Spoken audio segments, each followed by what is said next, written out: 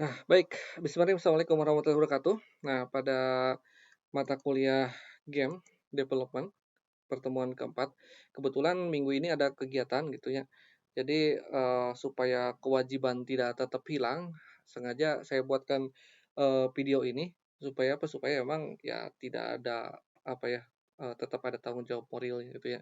Hal yang lain, eee, untuk mata kuliah ini memang di channel saya sudah ada gitu ya pembahasannya untuk pertemuan keempat, cuman karena ada perubahan kurikulum menjadi OBE dan, diganti juga RPS-nya, maka materinya juga terbaru. Nah, jadi materinya dirubah lagi, diedit lagi untuk yang materi yang sekarang gitu ya.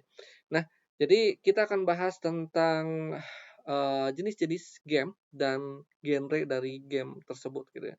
Nah, jadi pada dasarnya ini di dalam dunia game berbagai jenis permainan game genre ini akan memenuhi selera beragam ya, sesuai dengan keinginan seseorang atau seorang gamers.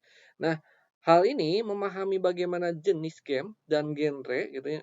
Game ini akan membantu kita untuk menemukan pengalaman bermain yang sesuai dengan preferensi kita ya, atau preferensi seorang gamers. Nah, kenapa seperti itu? Jadi pada dasarnya jadi apa itu definisi dari genre gitu ya. Jadi genre itu kalau di dalam film kan ada genre horor, genre, komedi gitu ya, dan segala macam gitu. Nah, di dalam game juga itu ada genrenya. Jadi pada dasarnya genre ini adalah mengkategorikan game berdasarkan mekanika, mungkin gameplay atau tema atau mungkin juga gaya dari game tersebut. Nah, genre game ini memungkinkan seorang gamers untuk menemukan game yang sesuai dengan preferensi mereka, ya, sesuai dengan passion mereka. Hal yang lain, ini bagaimana peran, sebuah game di sini.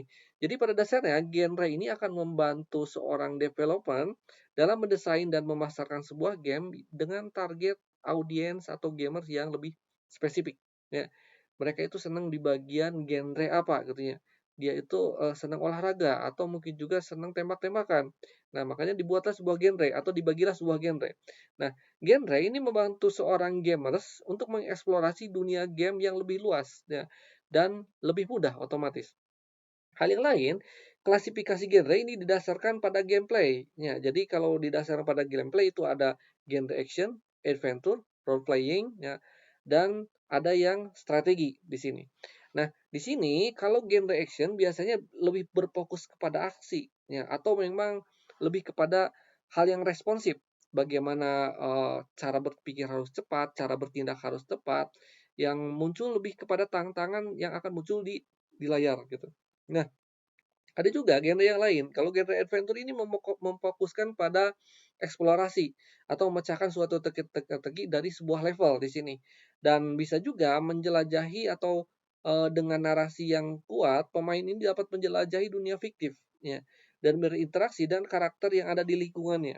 Itu adventure. Hal yang lain juga ada juga role playing. Kalau role playing ini lebih kepada bagaimana memainkan sebuah, karakter fiktif, ya, dan mengembangkannya dan pemain ini membuat pilihan, meningkatkan kemampuan karakter mereka, dan, mereka akan mengalami cerita sesuai dengan yang karakter itu, alami di sini. Nah, hal yang lain, ada juga strategi. Kalau strategi ini memerlukan perencanaan atau pengambilan keputusan yang tepat, ya, sesuai dengan strategi atau pengelolaan sumber daya pemain yang memang harus dipikir langkah-langkah ke depannya, supaya, apa yang kita kelola gitu ya, itu benar gitu ya, atau apa yang kita, lakukan langkah-langkahnya itu benar. Nah, yang pertama kita bahas action game. Jadi karakteristik contoh dari action game ini adalah genre aksi, ya, menekan beberapa tombol dengan cepat, dengan respons yang cepat, ya. Semakin cepat tangan semakin bagus ya, semakin refleksnya semakin oke. Nah, hal yang lain, pemain juga harus bisa mengendalikan karakternya yang mampu bergerak cepat, ya, tergantung entah itu dia melompat, menyerang musuhnya dengan siapa cepat dia dapat gitu ya. Contohnya kalau di dalam Mobile Legends itu yang cepat itu biasanya assassin gitu ya. Nah, dalam game, aksi itu juga sama pada dasarnya, itu adalah pertarungan. Makanya mereka harus lebih cepat, lebih dulu, maka dia akan yang menang. Nah, hal yang lain, ini membutuhkan skill otomatis. Nah, contohnya action game yang, populer itu seperti GTA gitu ya, atau God Wars, atau The Last, Us, dan hal-hal yang lain seperti yang banyak sebenarnya gitu ya. Jadi pada dasarnya action game ini menawarkan gameplay yang intens, mengasihkan, mendorong bagaimana pemain itu berinteraksi dengan cepat, dengan situasi yang kadang-kadang berubah. Ya. Terus ada game adventure. Contoh karakteristik game adventure itu seperti pertama eksplorasi, pencarian sebuah masalah, pencarian sebuah teka-teki. Dan mereka harus tahu dulu latar cerita dari sebuah game tersebut. Contohnya, game petualangan ini sering kali memiliki jalan cerita yang mendalam, menarik, dan melibatkan pemain di dalam menjalankan emosi yang penuh dengan konflik dan keputusan yang penting gitu ya. Nah, hal yang lain, game adventure ini memiliki narasi. Banyak petualang yang akan menampilkan narasi seperti sebuah dialog gitu ya, atau cutscene atau elemen interaktif yang lain yang memang akan membantu mengatur cerita dan membangun ikatan yang karakter yang lebih, interaktif gitu ya. Hal yang lain, pilihan yang konsekuensi ya. Jadi salah pilih maka konsekuensi akan kena gitu ya, atau benar memilih maka konsekuensi yang lebih bagus atau reward-nya akan kita dapatkan. Nah, pemain biasanya memiliki pilihan yang dapat mempengaruhi jalan ceritanya. Hasil akhir dari game ini menciptakan, eee, pengalaman yang unik dan berbeda, ya. Nah, terus ada RPG. Nah, RPG ini ada role playing games, ya definisi contohnya seperti RPG adalah genre game yang menitik beratkan pada narasi, eksplorasi, dan pengembangan suatu karakter gitu ya, seperti gabungan dari yang tadi. Tapi pada dasarnya, RPG ini memerlukan pengalaman yang personal, seperti pemain ini mengambil karakter di dalam dunia game. Ini memiliki keputusan untuk mempengaruhi alur cerita, ya. Yang akan berbeda-beda. Nah, sistem pengembangan karakter atau peningkatan karakter ini kemampuan statistik karakter ini tergantung yang mereka alami ya atau pilihan yang mereka buat, seorang gamer yang mereka buat. Contohnya, beberapa game RPG yang populer ya seperti mungkin Elder Scrolls gitu ya atau Skyscrim atau Final Fantasy ya, Seven dan The Witcher di sini, 3. Nah, dan banyak lagi di sini. Tapi pada dasarnya yang paling, paling booming itu Final Fantasy, ya. Itu salah satu contoh RPG.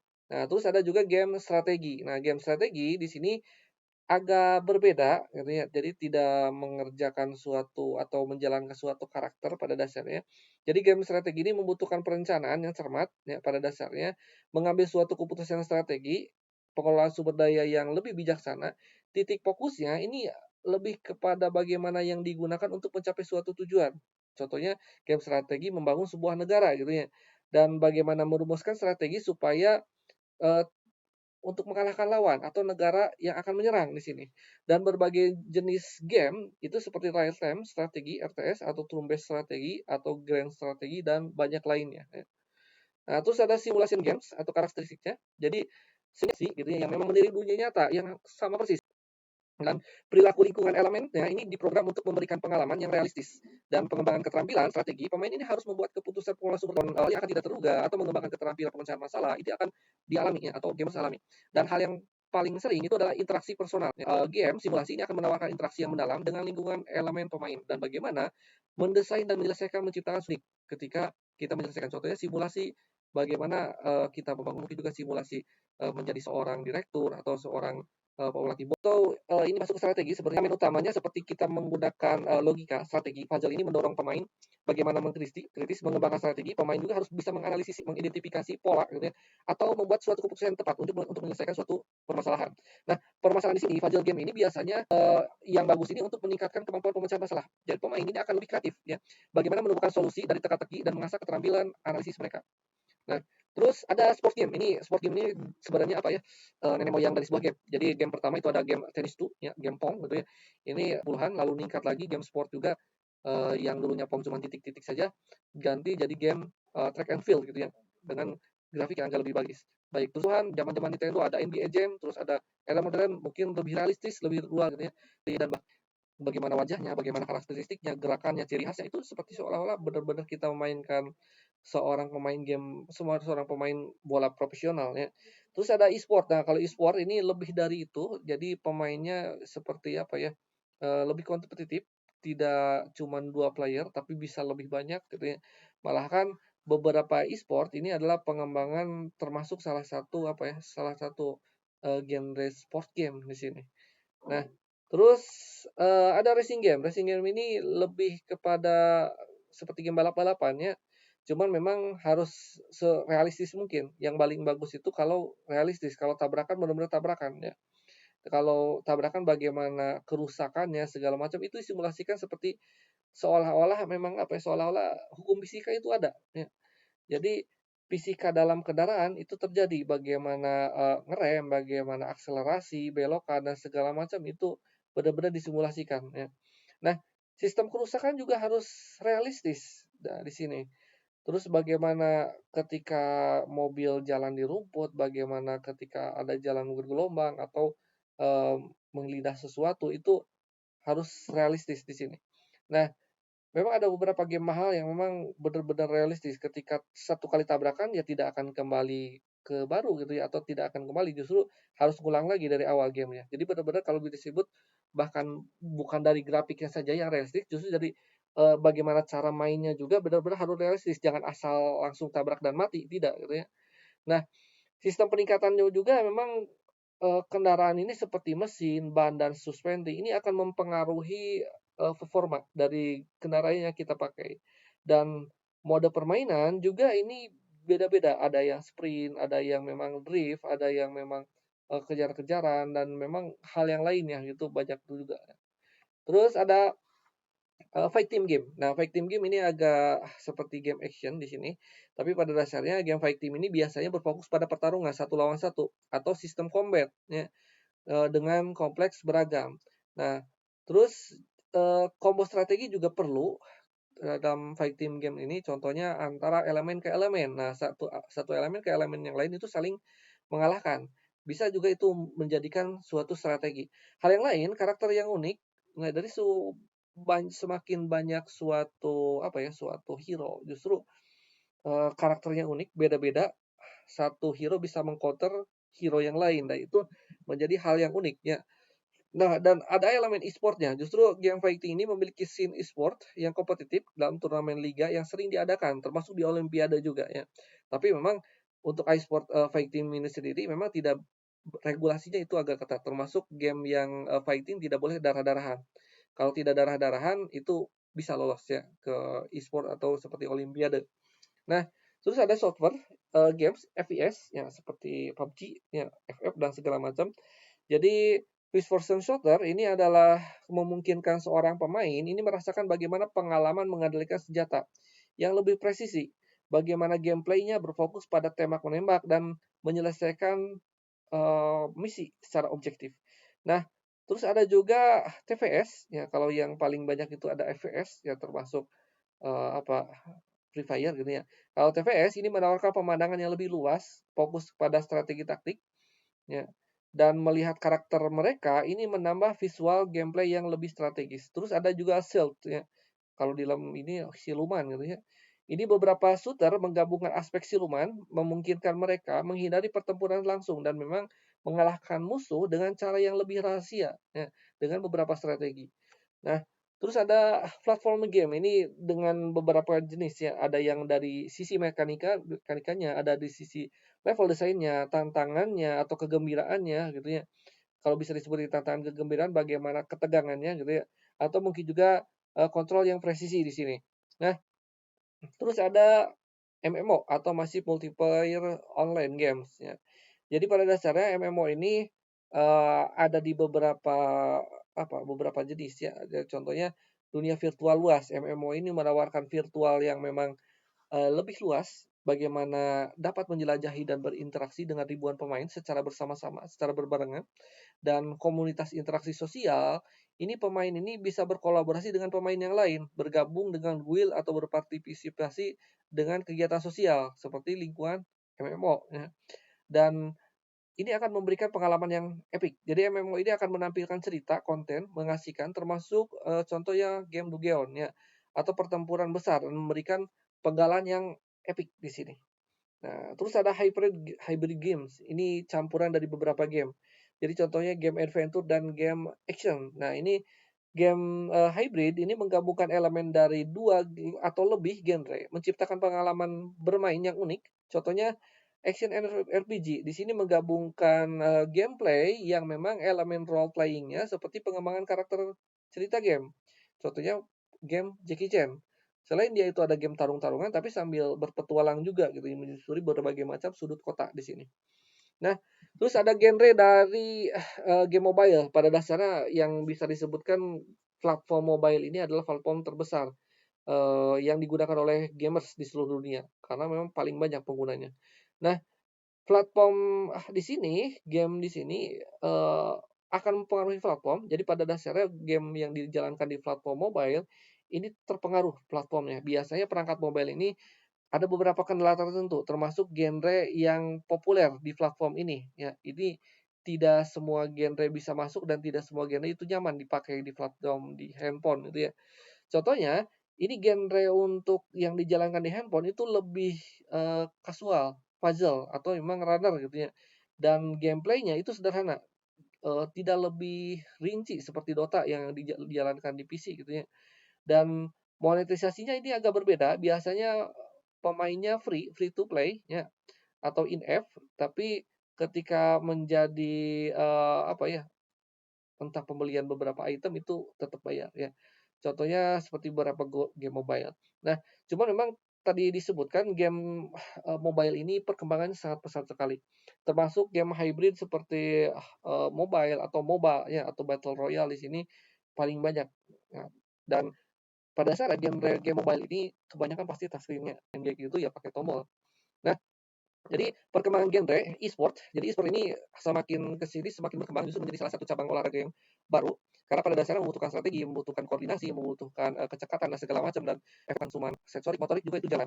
Nah, dan genre game di sini ini bersaing bagaimana mendapatkan popularitas perkembangan genre e-sport yang memang sangat dinamis ya. Dan dengan adanya perkembangan teknologi, tren pasar dan presisi pemain, justru game seperti contoh game MOBA di sini, ini game yang paling banyak digunakan. Yang keduanya ada game FPS, memang menjadi game genre yang paling banyak ya dijalankan di beberapa, permainan e-sport di sini.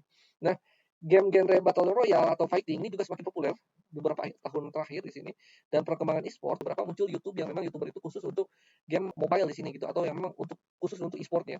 Dan memang memudahkan akses ke beberapa komunitas e-sport ya untuk nah, terus ada juga game ini agak berbeda, lebih kecil. Pada dasar game ini tanpa batas ya. Studio ini memiliki kebebasan mengeksplorasi ide-ide yang inovatif dan bisa juga kisahnya personal, ya, bagaimana dia bercerita tentang pengalaman pribadi boleh atau visi ide kreatif juga boleh. Timnya kecil dan biasanya melibatkan komunitas ya. Game ini gameplaynya unik ya. Tapi ketika mempunyai gameplay unik, pasti akan ditiru oleh gameplay yang lain. Nah, jadi tidak dikerjakannya oleh satu orang, paling sedang gitu ya, tidak satu perusahaan, satu kelompok besar, tidak. Nah, terus ada game VR AR. Game VR AR ini yang mungkin sudah tidak asing ya. Contoh VR AR itu seperti Resident Evil yang untuk Pokemon Go gitu ya. Ini sering sudah tidak asing ya. Dan meme era ini seolah-olah menjadi hal lebih ketika kita memainkan game yang memang secara realistis, yang memang bisa dimasukkan seolah-olah kita masuk ke dalam dunia gamenya. Nah, terus ada pengaruh genre pada target audien, dan ketika kita, lihat target audien dengan berbagai macam genre yang muncul, justru ada beberapa genre kasual. Jadi genre kasual ini lebih, memperhatikan anak-anak, remaja. Gameplay ini lebih sederhana dan mudah dipahami. Ada juga genre yang lebih kompetitif seperti FPS dan MOBA. Biasanya dia itu gamenya diperhatikan oleh remaja, dewasa yang memang gemar sekali berkompetensi, ya, gemar sekali bersaing di sini. Nah, ada juga game strategi dan simulasi. Biasanya orang-orang yang memainkan game strategi yang simulasi ini kebanyakan orang-orang yang dewasa karena memang memiliki kompetitif game yang elemen manajemen gitu ya, pengaturan yang memang mereka itu lebih banyak ke berpikirnya. Nah, ada juga genre kasual lain ya, untuk, wanita biasanya genre ini lebih sederhana, dapat dipahami, dinikmati oleh semua umur ya, atau termasuk lansia ya, kasual sesuai dengan kebutuhannya. Nah, apa saja faktor yang mempengaruhi genre game? Pertama, teknologinya, seperti VR AR itu masuk ke genre atau mungkin juga kadang menghadirkan gameplay yang unik. Nah, hal yang lain, faktor yang lain adalah tren popularitas. Jadi genre tertentu ini mempengaruhi tren pasar, ya. Bagaimana memunculkan sebuah game e-sport atau perkembangan platform baru dan bagaimana kebiasaan pemain itu dijalankan dan budaya populer di dalam sebuah komunitas, dan ini akan mempengaruhi bagaimana pasar game itu berkembang atau tidaknya. Nah, genre game di masa depan ini yang paling banyak dan, diprediksi akan berkembang seperti game metaverse atau VR atau AR. terus ada game berbasis AI, ya, terus ada game berbasis cold gaming, jadi tanpa akses, tanpa perangkat keras yang mahal, harus beli platformnya, harus beli konsolnya, tidak usah gitu ya. Terus game mobile yang memang lebih kompleks dan game MMT, ini lebih kepada pemilikan atau akses digital ya. Nah, terus jadi kesimpulannya pada dasarnya genre game ini jenisnya banyak ya, kalau bisa disebut penting-penting dalam industri game ini. Dan genre ini memiliki pengaruh signifikan terutama untuk menetapkan target audiens dan tren dari pasar yang memang untuk suatu genre tersebut. Nah, hal yang lain ketika banyak, di satu negara itu banyak pemain MOBA, maka banyak sekali perusahaan game itu akan membuat MOBA, karena tren pasarnya adalah MOBA gitu ya. Ada AOP lah, ada Mobile Legends lah, ada HOK lah, dan segala macam di sana. Nah, ketika mengetahui genre yang menarik, investor ini akan, menjadi apa ya, pertimbangan investor ya, terutama dalam faktor-faktor yang mempengaruhi bagaimana game itu bermanfaat atau untuk strategi pengembangannya itu kira-kira masuk akal atau enggak gitu ya, ketika dilihat dari banyaknya pemain gitu di sini. Nah baik, sampai sini. Terima kasih atas kehadirannya, mungkin minggu depan nanti kita seperti biasa di kelas lagi. Saya tutup, wabillahi taufiq hidayah, wassalamualaikum warahmatullahi wabarakatuh.